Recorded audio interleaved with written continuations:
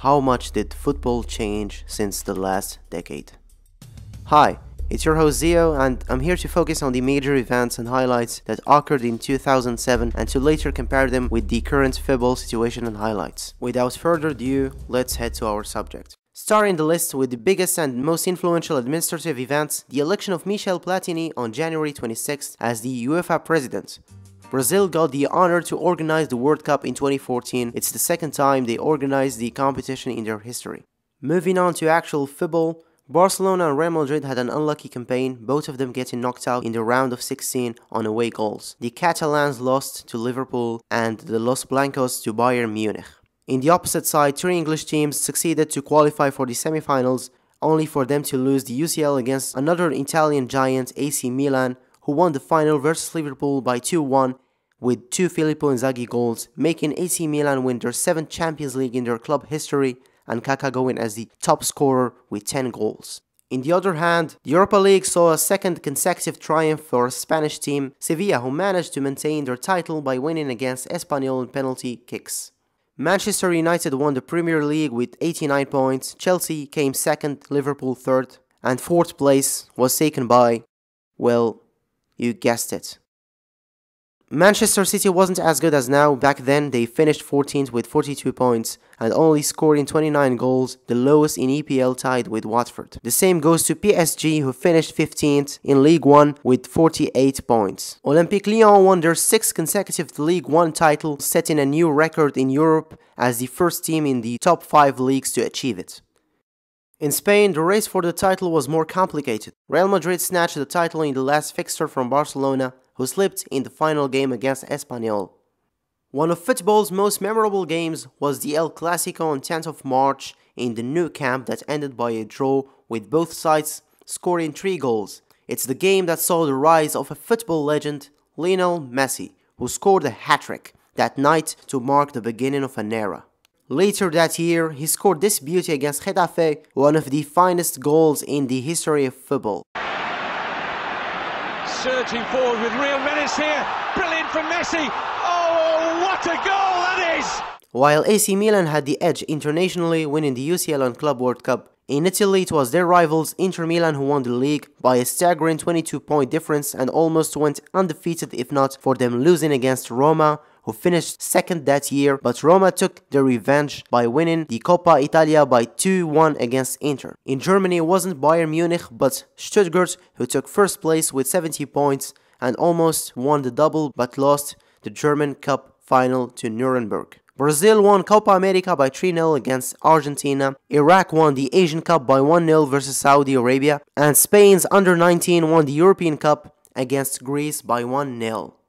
The highest signings of 2007 were both Torres quitting Atletico for Liverpool, that cashed out 36 million euros, and Real Madrid signing Robin for the same amount. Henry to Barcelona for 24 million euros, Ribery to Bayern for 26 million, Pepe to Madrid for 30 million, Diego Forlan to Atletico for 21 million, and United signed Nani and Anderson for 55 million euros.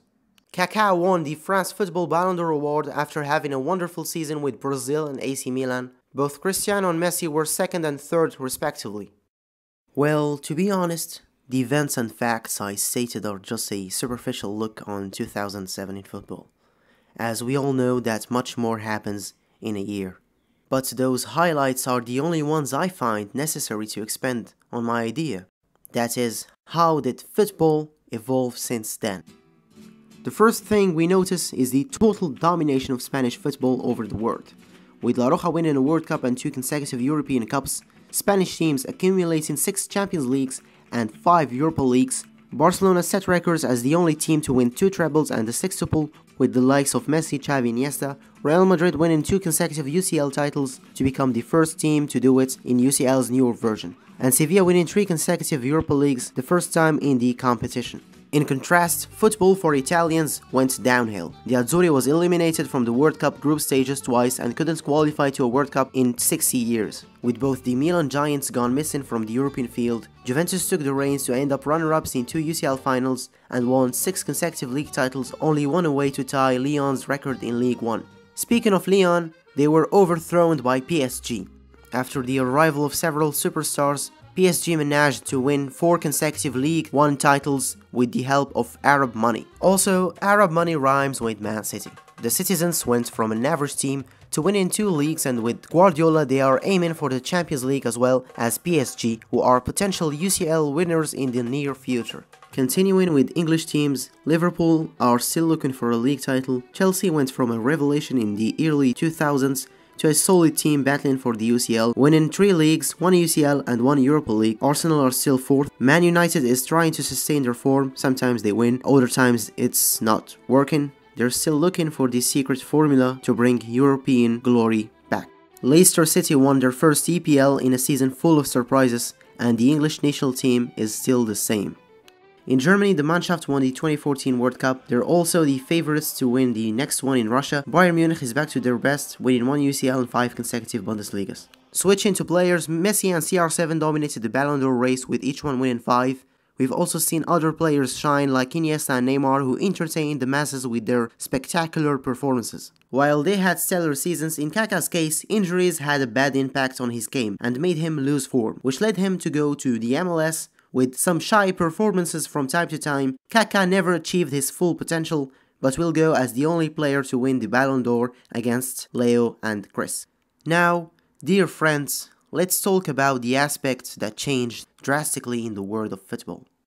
Back in the days, you could get a world-class player for around 20 to 50 million euros, or rather clubs would invest that money into building a team in hopes of doing well the next season and maybe attracting the attention of more skilled players.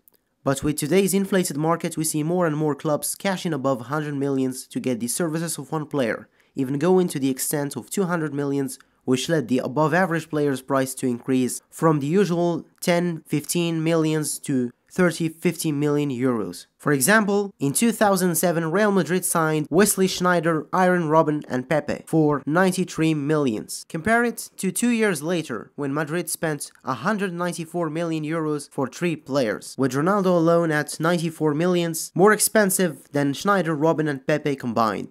After 4 years, Madrid signed Bale for 101 million euros. In the same year, Barcelona bought Neymar for 86 millions and 82 millions for Suarez in 2014. Other teams like PSG and Man United continued this trend, with Pogba to Man United for 105 millions, Mbappe and Neymar to PSG costing a mind-blowing 400 millions.